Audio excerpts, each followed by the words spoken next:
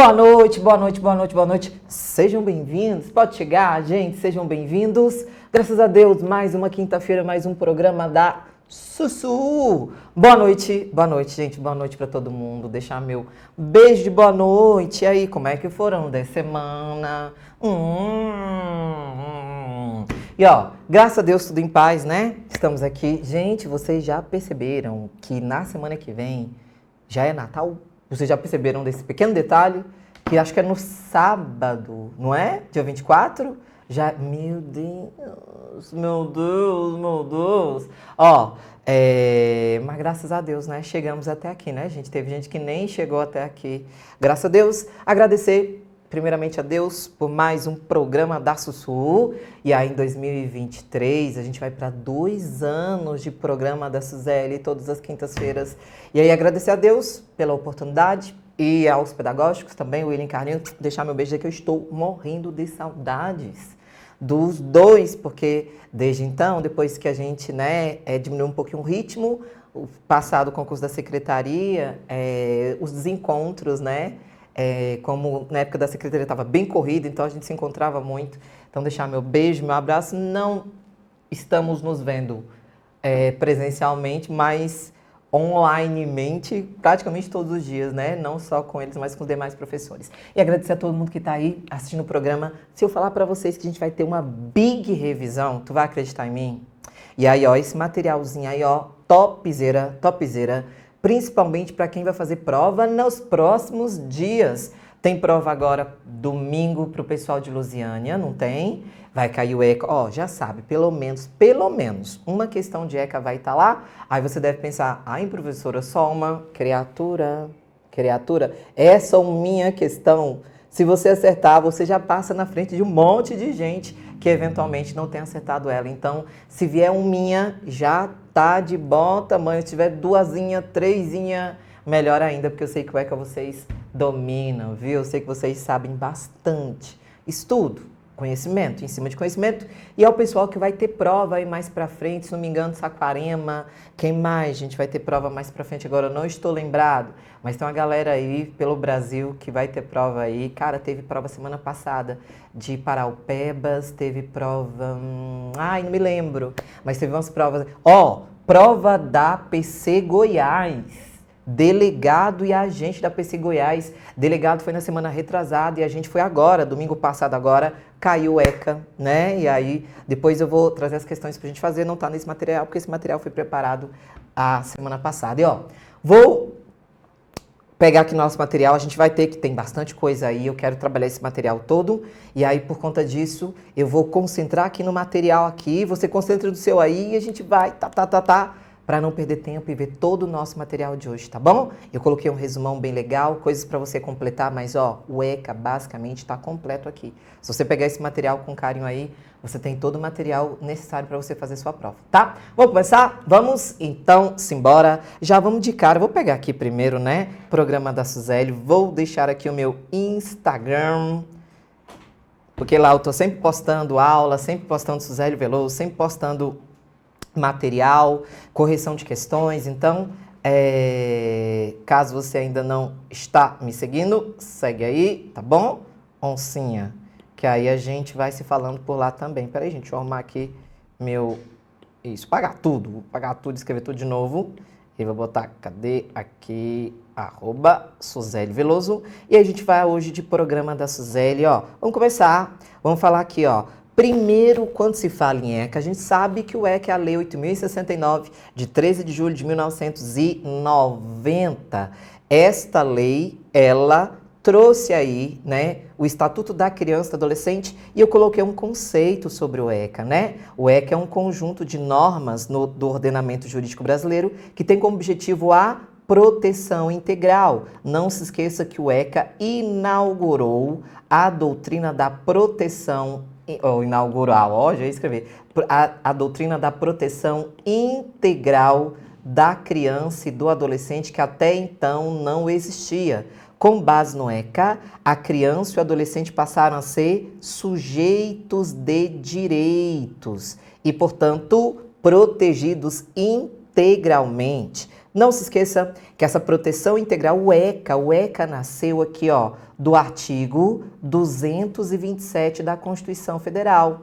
Deixa eu pegar aqui e marcar, ó, 227 da Constituição Federal. De vez em quando aparece em prova esse artigo, tá bom? Então, artigo 227 da Constituição, que diz aqui, ó, é dever da família, da sociedade, do Estado assegurar à criança, ao adolescente e ao jovem, com absoluta prioridade, o direito à vida, à saúde, à alimentação, à educação, ao lazer, à profissionalização, à cultura, à dignidade, ao respeito, à liberdade, à convivência familiar e comunitária, além de colocá-los a salvo de toda forma de negligência, discriminação, exploração, violência, crueldade ou opressão. Isso aqui está na Constituição Federal e foi esse artigo aqui que fez nascer o ECA. Combinado? Então não se esqueça que o ECA, que o ECA inaugurou a doutrina da proteção integral. E essa proteção integral fez com que crianças e adolescentes passassem a ser sujeitos de direitos. E isso tudo decorreu a Constituição de 88, o ECA 2 anos depois de 1990, beleza? Tá, mas se o ECA é a lei que literalmente vai proteger os direitos da criança e do adolescente, quem é criança e quem é adolescente? Quais são esses direitos? E aí, lá vem o estatuto definido. Eu colocar aqui, ó, o ECA inaugurou uma nova doutrina no âmbito do direito da infância. Qual seria essa doutrina? Ora, pois, da proteção integral. Beleza? Tranquilo? Baseado no artigo 227 da Constituição Federal. Fechado? Tá, mas quem é criança, hein? Quem é criança e quem é adolescente pelo ECA? A criança é a pessoa até 12 anos incompletos. Aí a gente tem o conceito de criança. Adolescente é a pessoa entre 12 e 18 anos. E a gente sabe que, excepcionalmente, o ECA pode ser aplicado para a pessoa entre 18 e 21 anos. E a gente chama essa pessoa aqui, ó, de 18 a 21 anos, de jovem adulto. Jovem adulto. O ECA também se aplica excepcionalmente ao jovem adulto. Lá na Constituição Federal, deixa eu te mostrar aqui, ó. Aqui no conceito da Constituição, ele fala, ó, a proteção da criança, do adolescente e do jovem. E aí esse jovem engloba aí a pessoa entre 18 e 21 anos. Então, excepcionalmente, o ECA vai se aplicar à pessoa entre 18 e 21 anos. Quando aplica medidas socioeducativas, quando tem adoção, também se aplica. Fechado? Então, tô focadinho aqui. Não estou dando muita atenção ali ao chat, porque a gente precisa ver todo esse conteúdo agora, em uma horinha aí de programa. E eu vou trabalhar ele inteiro, vou deixar material redondinho para quem vai fazer prova aí nesse final de semana, ou em janeiro, que também tem uma galera que vai fazer, tá bom? Continuando, qual o critério utilizado pelo Estatuto para a definição de criança e adolescente? Bem, basicamente, o Estatuto utilizou o critério biológico, ou seja, é criança a pessoa até 12 anos incompletos, entre 12 e 18, adolescente e excepcionalmente 18 e 21. Ou seja, critério biológico. Não adianta muito falar, olha, mas não, eu não sabia que era criança. Nossa, mas olha o tamanho dessa menina. Ninguém diz, não, então, não, por favor, eu não posso responder por isso, porque eu nem sabia. Não adianta falar que fisicamente, né, a menina ou o menino não parecia que tinha 16, 14, literalmente vai responder sim, porque o ECA não leva em consideração a aparência. A criança é quem tem a aparência de criança, o adolescente literalmente é o critério biológico da idade. Fechado? Tá. Mas se o ECA veio para proteger os direitos da criança e do adolescente e também do jovem adulto, né? Quais seriam esses direitos? E aí o ECA começa a destrinchar os direitos fundamentais da criança e adolescente. Direito à vida e à saúde, direito à liberdade, respeito e dignidade, direito à convivência familiar e comunitária, direito à educação, cultura, esporte e lazer, e um que quase não cai em prova, que é o direito à profissionalização e à proteção do trabalho, que fala do trabalho do menor aprendiz, mas está meio desatualizado esse pedacinho com base na Constituição, então não é de muito cair em prova não, tá bom? Caem esses 4. Direito à vida e à saúde, liberdade, respeito e dignidade, convivência familiar e comunitária e o direito à educação. Vamos passar por todos esses direitos fundamentais? Simbora? Então, bora! Direitos fundamentais, ó, vou voltar aqui só para o pessoal copiar ainda, e aqui, ó, isso, tá bom? Qualquer coisa, print aí, tá? E aí vem, ó, direitos fundamentais. Conforme visto, o ECA veio para alçar a criança e o adolescente, que até então era visto apenas como objeto da tutela do Estado, a condição de pessoa com direitos. Professora, criança e adolescente não era pessoa com direitos, não, naquela época. Não! Minha irmã, quantas vezes tu ouviu falar, tipo, pelos pais da gente, pelos avós, que apanhava era muito, que isso e aquilo, que menino calado já estava errado, o menino não podia dar o pai não podia olhar para o menino, que o menino já se escondia. Meu pai olhou de canto assim, tremendo, ó, menino tremendo. E aí, assim, era mais objeto da tutela, né? Criança, adolescente, Ave Maria. Trabalhava, né? Tinha que trabalhar. Quantas crianças aí trabalhavam mesmo como adultos na roça, ajudava a criar os irmãos, então não era visto como sujeito de direitos. Era como se fosse, gente, às vezes até um objeto, assim, de propriedade dos pais, né? E ali eu tô falando de coisas que não são tão legais, mas ainda teve situações muito piores. Eu já vi o absurdo, e alguém aí pode ser que já tenha visto, de às vezes o pai se achar no direito de tirar a virgindade da filha com a ideia de que... E o pai muito certo de que ele estava fazendo o que era correto, o que era de direito dele. E aí ele falar que fui eu que fiz, eu tenho o direito de ser o primeiro a usar, né? E aí, assim, um absurdo dos absurdos. E se você conversa com uma criatura dessa, ele vai achar que ele tá certo. Não, mas eu tô certo. Aí vem outro, não, eu que tenho que ser o primeiro e tal, tal. Então, no passado, a gente não via tanto como sujeito de direitos, e sim como objeto da tutela do Estado. E o ECA veio para alçar a criança e adolescente a uma série de direitos que até então não existiam, beleza? Então, dentre os quais aqueles considerados como fundamentais, a criança e adolescente. Dessa forma, o Estatuto elenca um rol de direitos voltados à proteção da criança e do adolescente. Segue a sequência dos direitos fundamentais, ó, coloquei bonitinho. Primeiro capítulo, direito à vida e à saúde, vai do artigo 7º ao artigo 14. E aí eu coloquei aqui, ó, que criança e adolescente têm direito à proteção à vida e à saúde mediante a efetivação de políticas sociais públicas que permitam o nascimento e o desenvolvimento sadio e harmonioso.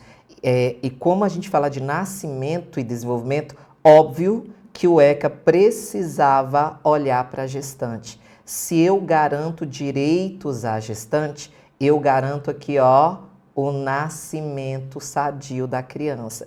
E aí, gestante tem direito à nutrição adequada, atenção humanizada à gravidez, ao parto e ao puerpério. Atenção humanizada à gravidez, ao parto. Não é frescura, não é mimimi da gestante. Não, ela aguenta essa dor aí, não, ela aguenta, não. É dolorido, sim, ok? Só quem fala que é mimimi é quem nunca pariu uma criança, né? Porque aí, seja normal, seja cesárea, tudo tem, né, literalmente, um sofrimento físico ali envolvido. Uns maiores, outros menores, mas enfim, atenção humanizada à gestação e ao parto, principalmente. Uma atenção, um olhar mais humano para a situação. Eu vi essa semana, e nós vimos uma bebezinha que foi abandonada no banheiro de um local aqui no Distrito Federal, em Vicente Pires. Eu até postei essa reportagem no meu Instagram, perguntando, mas com caráter mais didático, não para analisar quem está certo ou quem está errado, mas perguntando, e aí, a mãe que deseja entregar o filho para adoção, ela deve encaminhar esse filho para onde? E me espantou um pouco o julgamento que algumas pessoas fizeram dessa mãe. E aí eu vou repetir o que eu sempre falo, ninguém tem procuração de Deus para julgar. Deus não passou uma procuração para ninguém nesse mundo falando, você pode julgar por mim. Só Deus é a quem cabe julgar alguém. E aí a gente nunca sabe a situação do outro, nunca aponte o dedo para ninguém, por pior que seja a situação. E eu não estou defendendo a mãe, eu estou apenas falando que ninguém tem procuração de Deus para julgar absolutamente ninguém, ok? Então, independente, o pós-parto é algo, a depressão pós-parto é um negócio absurdo, gente. E aí a mulher sai sim literalmente das faculdades normais dela e é muito sofrido para ela também, não tirando o sofrimento do bebê. Então não cabe a ninguém julgar a situação, ok? É encaminhado para a delegacia, para o atendimento médico e aí as circunstâncias ela vai responder criminalmente, é óbvio, mas eu sempre falo isso, a gente nunca deve julgar ninguém, né? Porque se alguém aí for perfeito, bora, começa a falar se é perfeito, porque eu não conheço esse alguém perfeito, só Deus mesmo. Então, a gente não julga ninguém. Então, assim, atenção humanizada à gestante de uma forma geral, inclusive no pós-parto dela, né? Continuando, atendimento pré-natal, perinatal e pós-natal, todo integral no SUS, assistência psicológica à gestante e à mãe no período pré e pós-natal, inclusive como forma de prevenir ou minorar as consequências do estado puerperal, que é a depressão pós-parto, e bem como as mães que manifestam interesse em entregar seus filhos para adoção, bem como gestantes e mães que se encontrem em situação de privação de liberdade. Olha a necessidade de atenção psicológica, né, para a mãe. Direito de uma acompanhante durante o período do pré-natal, do trabalho de parto e do pós-parto imediato. E aqui lembra muito daquele caso do Rio de Janeiro, né, do estupro da gestante, onde o médico o anestesista tirou o acompanhante da mãezinha da sala justamente para cometer o abuso. É direito e tem que exigir a permanência de alguém durante o trabalho de parto. E se entende que durante o trabalho de parto é durante o parto também, tá bom? A orientação sobre aleitamento materno, alimentação complementar saudável, crescimento e desenvolvimento infantil, bem como formas de favorecer a criação de vínculos afetivos. Orientação da gestante como um todo, para amamentar, para alimentação, para criar vínculo afetivo com o bebezinho, enfim. Então, quando se fala do direito à vida, a gente olha para a gestante, mas olha também para os hospitais, que são obrigados, hospitais públicos e privados, são obrigados a manter registro das atividades envolvidas através de prontuários individuais pelo prazo de 18 anos. Os hospitais têm que manter registro, gente, guardado durante todo esse período sobre o nascimento do bebezinho e as intercorrências, né, do nascimento do parto. Identificar o recém-nascido mediante registro da impressão plantar e digital e da impressão digital da mãe. Plantar do pezinho e da digital do bebezinho e a impressão digital da mãe é assim que vai identificar o bebê, para não trocar, sem prejuízo de outras formas normatizadas pela autoridade competente, tipo a pulseirinha, né, que é uma outra forma de identificação. Proceder a exames visando ao diagnóstico e terapêutica de anormalidades no metabolismo do recém-nascido. Fazer exame do bebê para ver se não tem anormalidade. Fornecer a declaração de nascimento, onde constem necessariamente as intercorrências do parto, justamente essa declaração que a gente leva no cartório para registrar o bebezinho. Manter alojamento conjunto, possibilitando a permanência, possibilitando ao neonato ficar com a mãe. Então, se ele não precisar de UTI, se o menininho não precisar de incubadora, tem que ficar junto com a mãe para ninguém fugir com esse menino. Acompanhar a prática do processo de amamentação, prestando orientação quanto à técnica adequada, enquanto a mãe permanecer na unidade hospitalar, orientar a amamentação, enfim.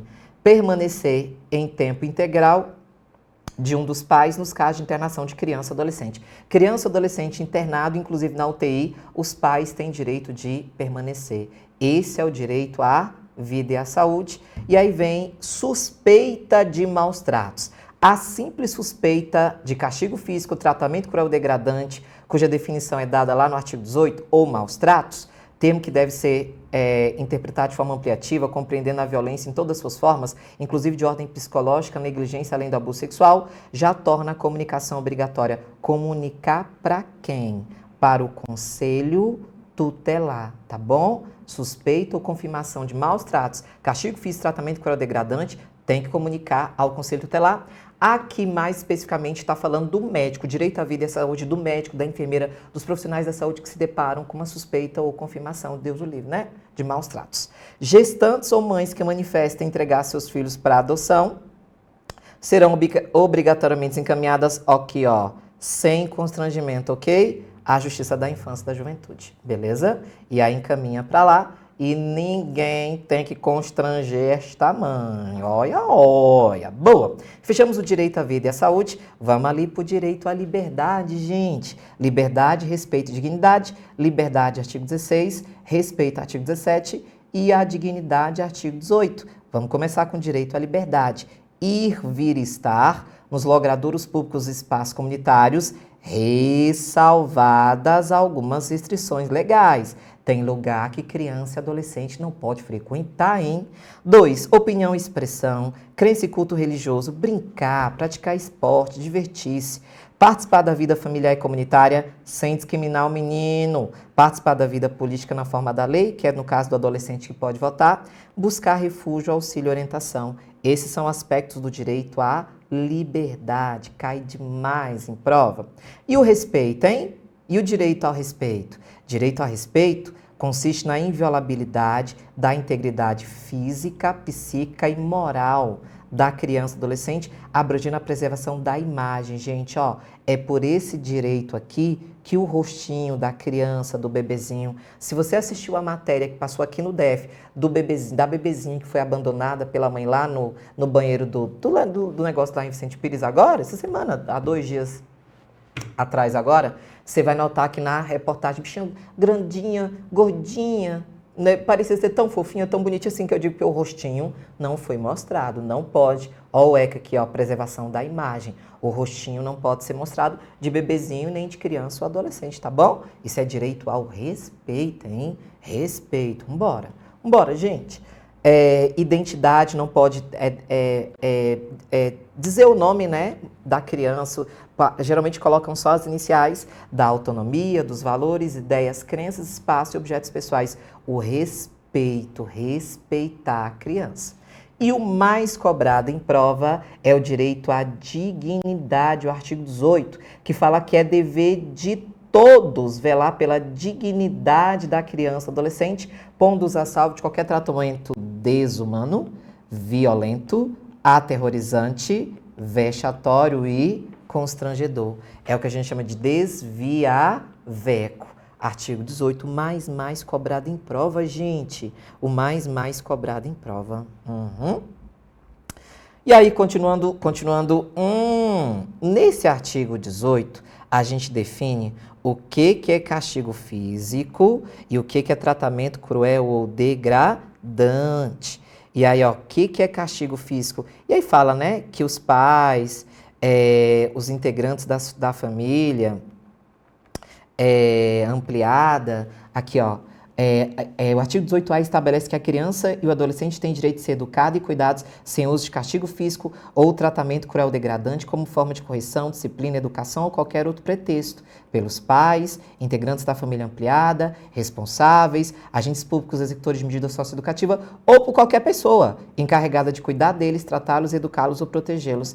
Então, ninguém, pais, responsáveis, ninguém pode infligir à criança ou adolescente o castigo físico e nem o tratamento cruel ou degradante. Lembrando-se que castigo físico é aquilo que causa lesão ou então sofrimento físico para uma criança ou adolescente, gente. E o tratamento cruel ou degradante é aquilo que humilhe a criança ou adolescente, que ameace gravemente ela e que a ridicularize. Ó, as redes sociais aí, tem que tomar cuidado.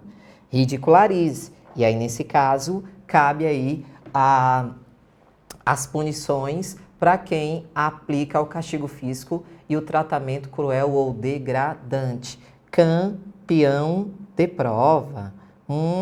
Demais. Cai muito, gente. Campeão de prova, tá bom? O que acontece com essas pessoas responsáveis, os pais, os integrantes da família, os agentes... O que acontece com quem pratica o castigo físico?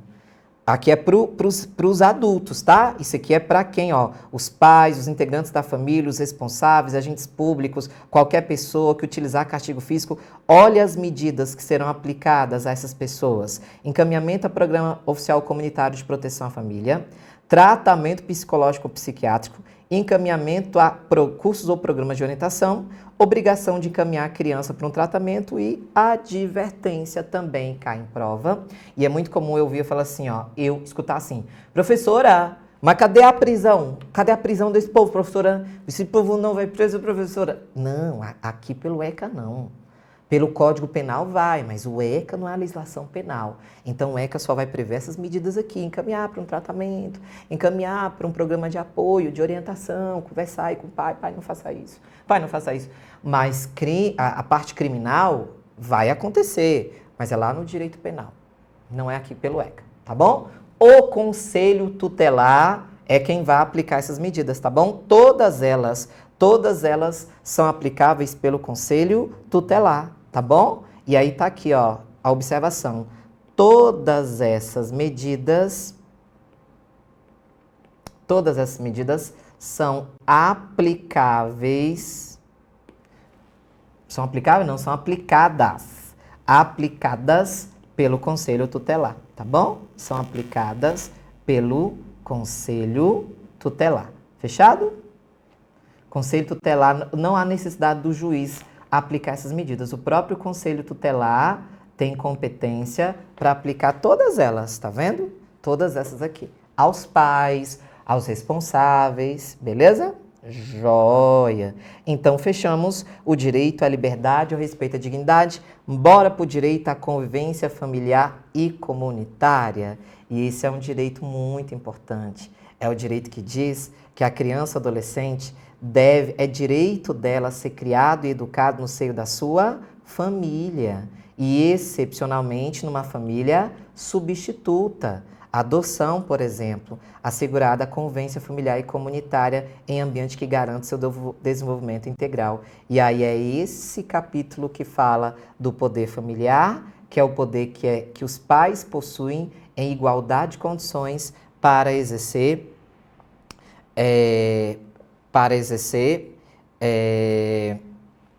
sobre seus próprios filhos, né? O poder familiar é aquele que o pai e a mãe possuem sobre os seus próprios filhos. E aí, esse poder familiar, ele gera para os pais o dever de sustento, guarda e educação dos filhos menores. Não se esqueça que pai e mãe têm direitos iguais sobre seus filhos e se houver divergência, se houver discordância entre o pai e a mãe, quem vai decidir é a autoridade judiciária. Combinado? Tranquilo? Pai e mãe têm direitos iguais, deveres e responsabilidades compartilhados no cuidado e na educação da criança. Beleza? Boa. E aí, falta ou carência de recursos materiais não constitui motivo suficiente para a perda ou suspensão do poder familiar. A gente já sabe disso, é campeão de prova.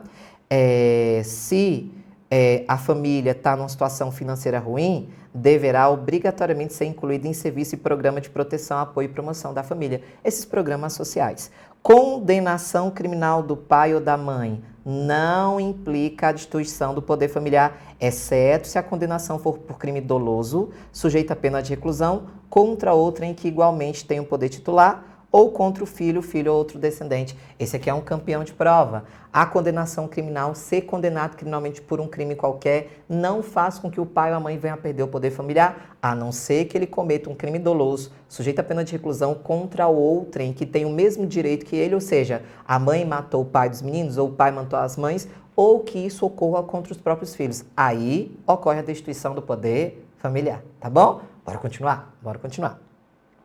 A perda ou suspensão do poder familiar são decretadas judicialmente. Opa! Conselho Tutelar não pode mexer com o poder familiar. É o juiz. É só o juiz. Joinha? Família natural, família ampliada, que ficou faltando, ó, e família substituta. Família natural é aquela formada pelos pais ou qualquer deles e os descendentes. Quem são os descendentes? Os filhos, pais e filhos. Família extenso ampliada é aquela que é formada aqui, ó, por parentes próximos com os quais a criança ou adolescente convive e mantém vínculos de afinidade, afetividade. Tios, primos, vovó. Então, a família natural, pais e filhos, e a família ampliada são os parentes próximos com os quais a criança convive e tem relação de afinidade e afetividade. Fechado? Agora, e quando não dá? Quando não tem como manter esta criança ou adolescente junto da sua família, nem natural e nem ampliada. Não dá, gente.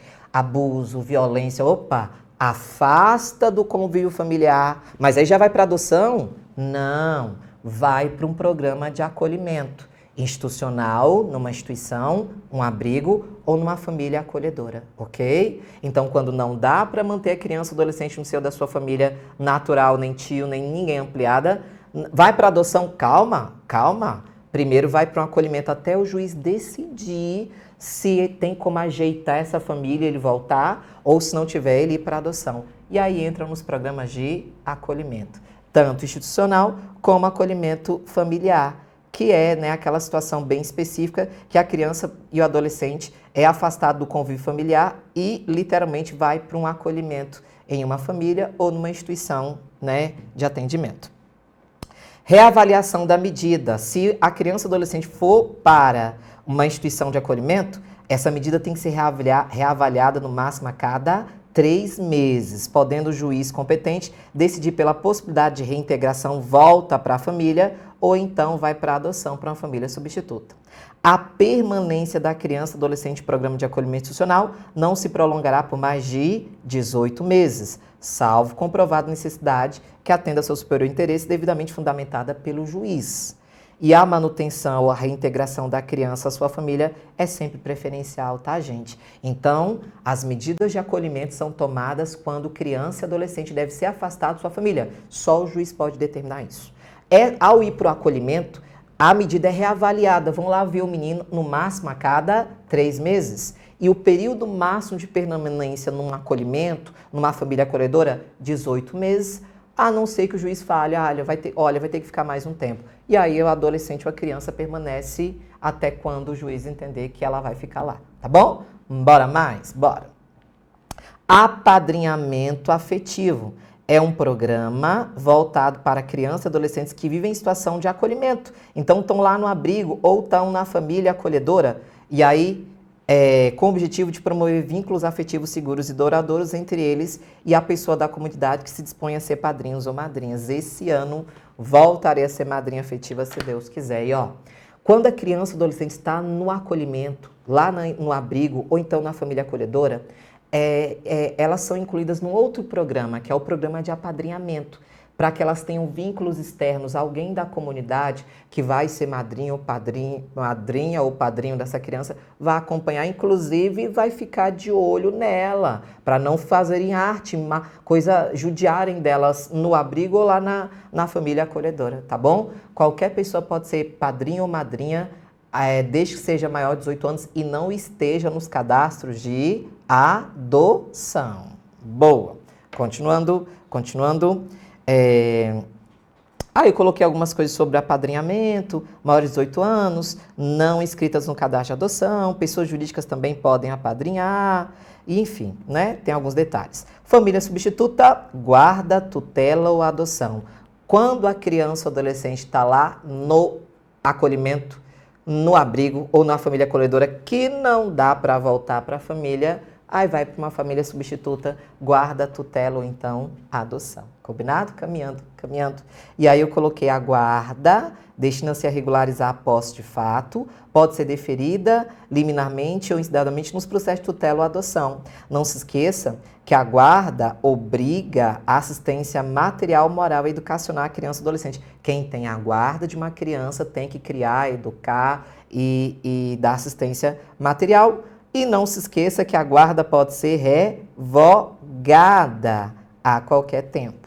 Já a tutela, ela envolve patrimônio, aqui ó, administrar a vida pessoal e patrimonial da criança adolescente. A gente já comentou que a tutela é para criança rica. Quando os pais são falecidos ou destituídos do poder familiar e a criança ou adolescente tem patrimônio, esses pais morreram, por exemplo, e deixaram patrimônio, além de cuidar da criança, o tutor cuida do patrimônio. O guardião, a guarda, é só para cuidar do menino. Já a tutela é para cuidar do menino e do patrimônio que ele tem, da grana que ele tem, mas é cuidar, o juiz fica de olho, tá bom? A tutela também pode ser revogada, tá bom? Ela não é para sempre, não.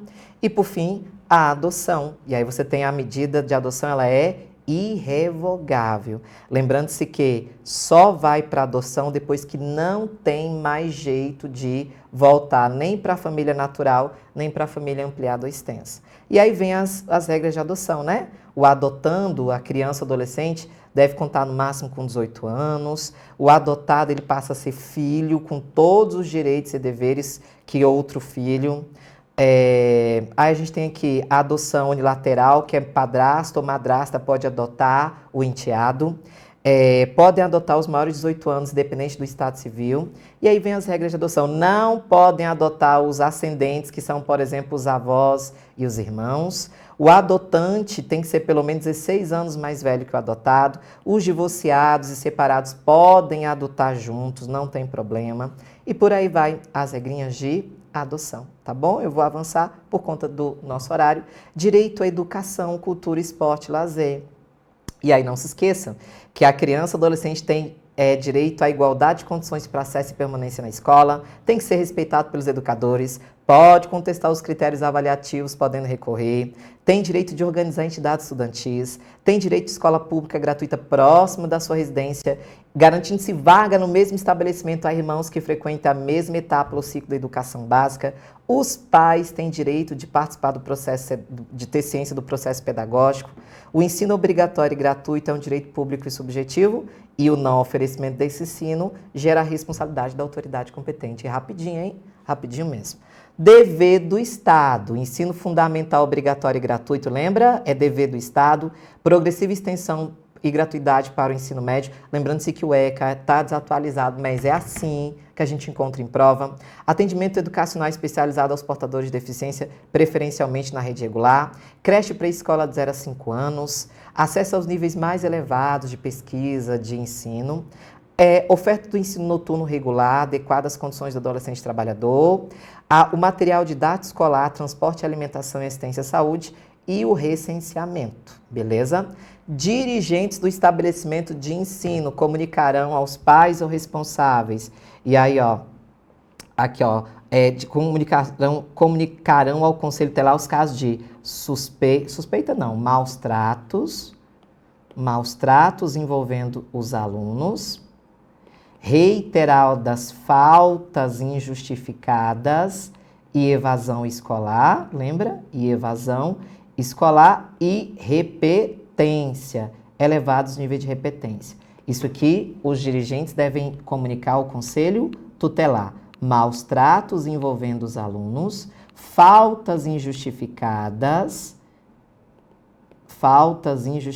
e evasão escolar, depois de esgotados os recursos, né? E elevados níveis de repetência, beleza? E eu vou pular esse pedacinho aqui. Os pais têm a obrigação de matricular seus filhos, enfim, a gente já conhece.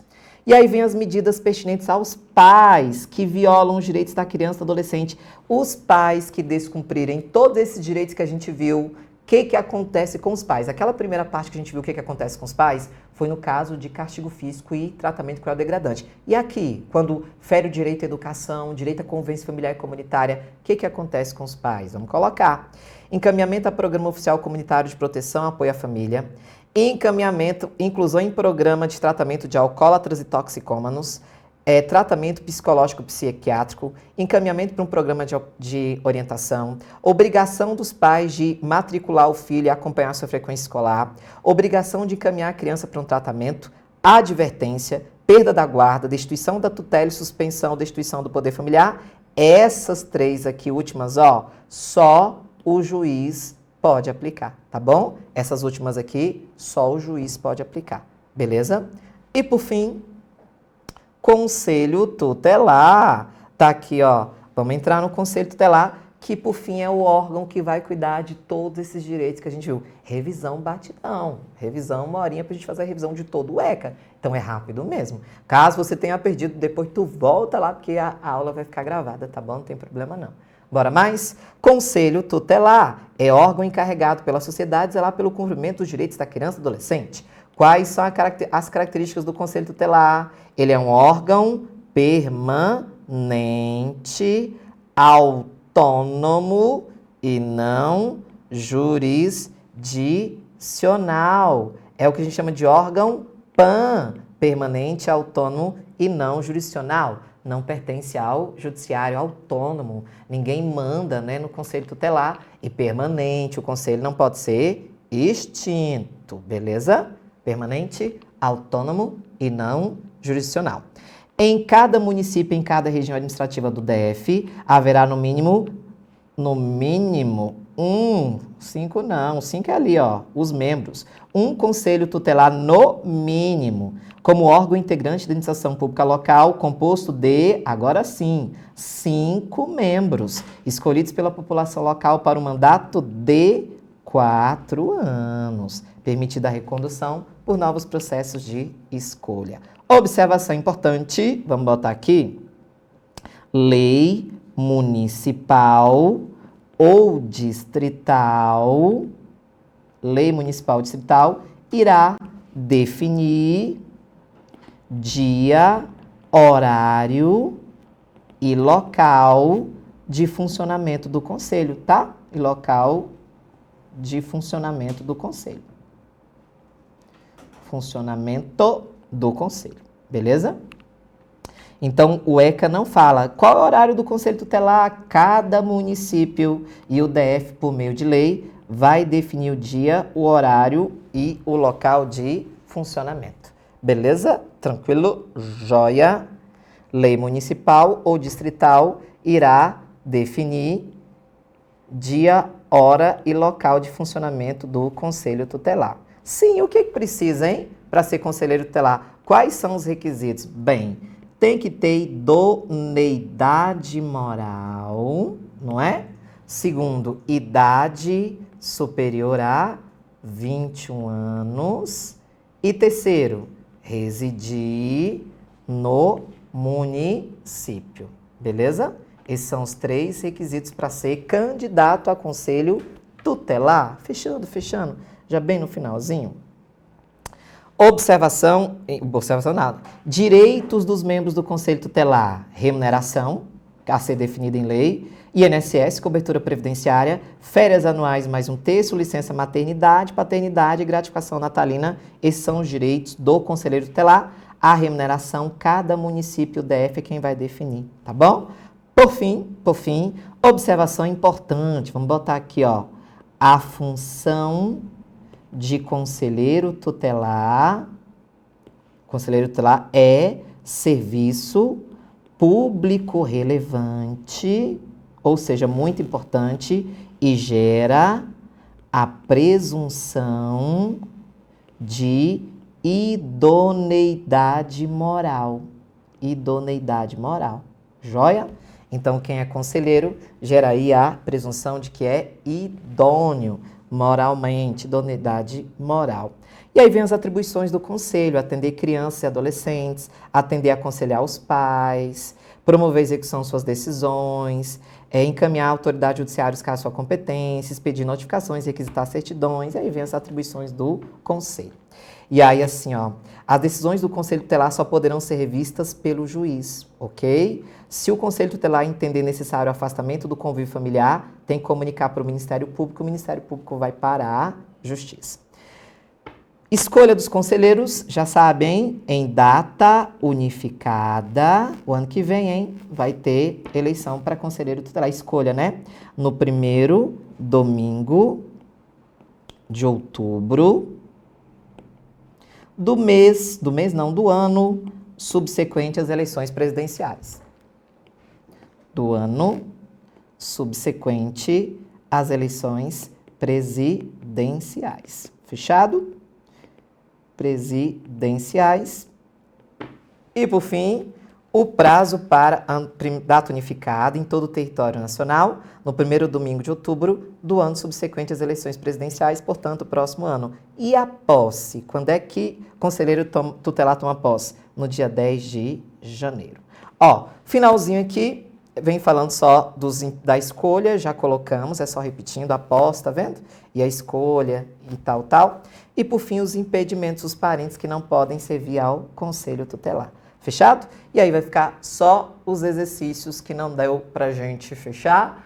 Mas, de toda forma, eu vou postar lá no meu Instagram um gabarito para quem quiser. E, aliás, eu acho que eu vou até gravar um videozinho com essa correçãozinha aqui, mas a parte teórica toda, a revisão geral do ECA, deu para fazer. Aproveita esse material, tá bom? Que é uma revisão zona, guarda aí. Sempre que você estiver fazendo, que fazer prova, se quiser, ou relembrar, ou tá sempre voltando, dá uma olhada nesse resumão aí, tá bom? Deixar o meu beijo. Ó, até quinta-feira que vem, quem for fazer prova... quinta-feira que vem tem, viu? Dia 22, pertinho do Natal, especial, nosso programa. Quem for fazer prova domingo, beijão, boa prova, Deus abençoe. Obrigada, gente.